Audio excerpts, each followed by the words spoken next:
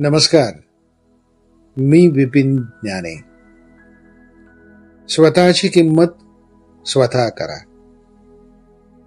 आजकाल धावपळीच्या जीवनात आपले आयुष्य किती सुंदर आहे याकडे आपलं लक्षच नसतं.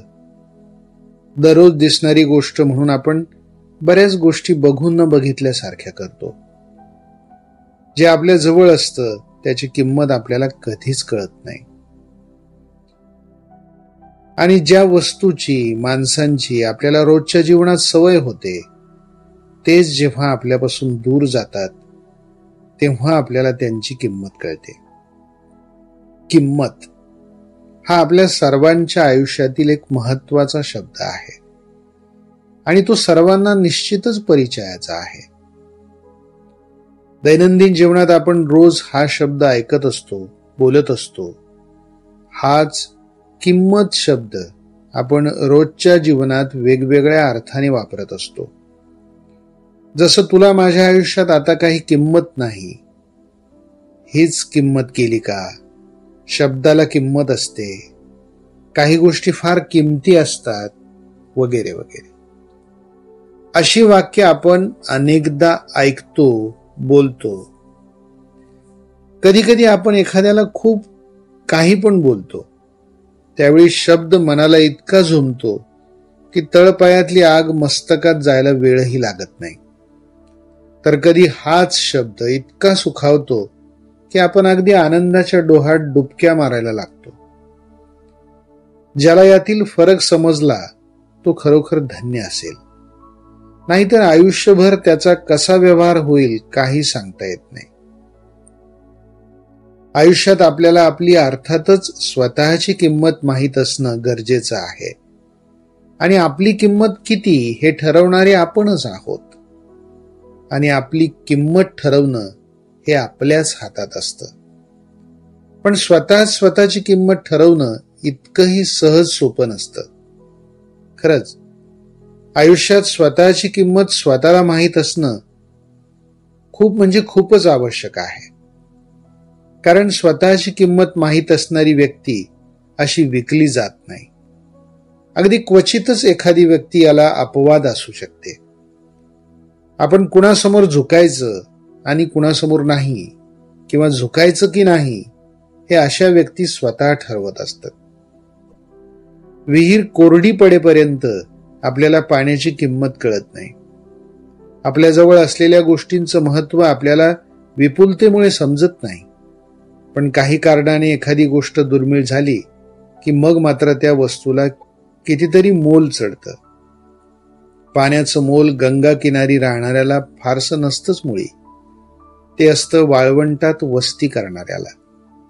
त्याचप्रमाणे आपले आप्तस्वकीय मित्र आपल्यापासून दूर गेल्यास त्यांचं मोल आपल्याला समजू लागतं. कोणत्याही गोष्टीची किंमत दिली जाते म्हणून तिला किंमत असते. सहजगत्या सापडणाऱ्या गोष्टीला काहीही मूल्य नसते. पण खूप परिश्रम घेऊन, खूप कौशल्य लावून, खूप त्याग करून एखादी गोष्ट तयार केली तर मात्र तिला अधिकाधिक किंमत प्राप्त होते. जसं माणसानं अतिशय कष्टानं जोपासलेल्या फळबागेतील फळाला खूप किंमत येते, कारण त्यासाठी त्यांना कष्टाची, काळजीची किंमत दिलेली असते. कष्ट ही अशी प्रेरक शक्ती आहे जी माणसाची क्षमता तपासते आणि त्याला विकासाच्या मार्गावर नेते. आयुष्यात प्रत्येक व्यक्तीला किंमत देता आली पाहिजे, कारण या जगात उद्या काय होईल हे कोणालाच माहित नसते. एकत्र येणे ही सुरुवात, एकमेकांसोबत राहणे ही प्रगती आणि एकमेकांसोबत काम करणे म्हणजे यश. दुसऱ्यांच्या परिस्थितीची जाणीव आपण स्वतः त्या परिस्थितीतून गेल्याशिवाय होत नाही आणि तोपर्यंत आपल्याकडे उपलब्ध असलेल्या सोयींची किंमतही कळत नाही. आपल्याला देवाने 2 हात, पाय दिले आहेत, याचे तुम्हाला कधी नवल वाटते का? नक्कीच नाही. पण त्या हाताची किंमत काय असते ते एका अपंग झालेल्या व्यक्तीला विचारा. तो तुम्हाला त्याचे महत्व नक्की सांगू शकेल.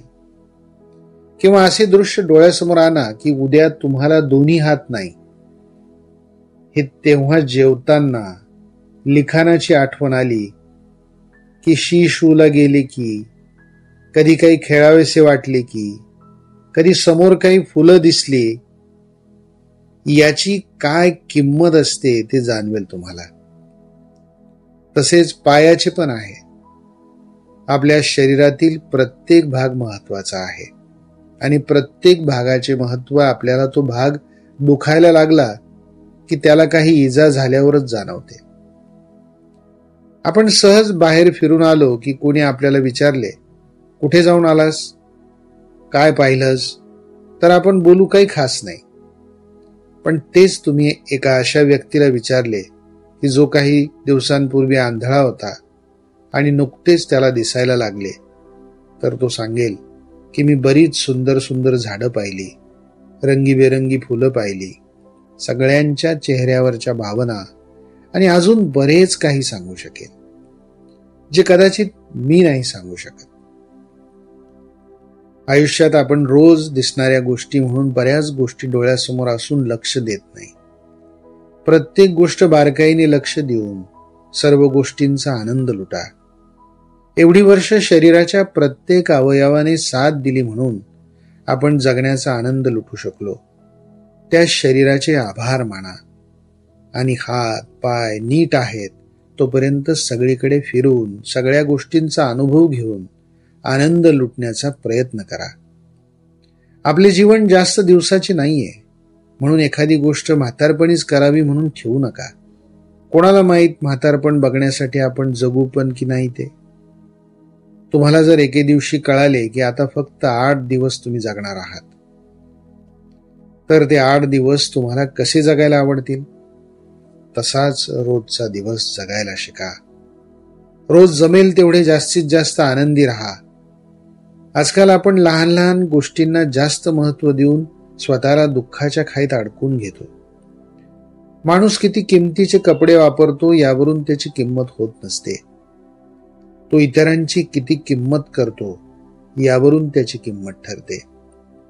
जेवाचा आटापिटा केला तरी, कातडीचे जोडे जरी केले तरी, कितीही कसंही काहीही केलं तरी झिजणाऱ्या माणसाची किंमत नाही होत. कोण म्हणतं अश्रूंना किंमत नसते? अश्रूंना बहुमूल्य अशी किंमत असते. कारण अश्रूचा एक थेंब जरी उघळला तरी मनाचा खूप सारा भार हलका होतो. जवळ असताना किंमत नसते, दूर झाले की लगेच किंमत कळते. अशा गोष्टीकडे दुर्लक्ष करायला शिका आणि आनंदी राहून या जीवनाची मजा घ्या. आयुष्य खरंच खूप सुंदर आहे, ते बघायला शिका. संकलन प्रवीण सरवदे. धन्यवाद.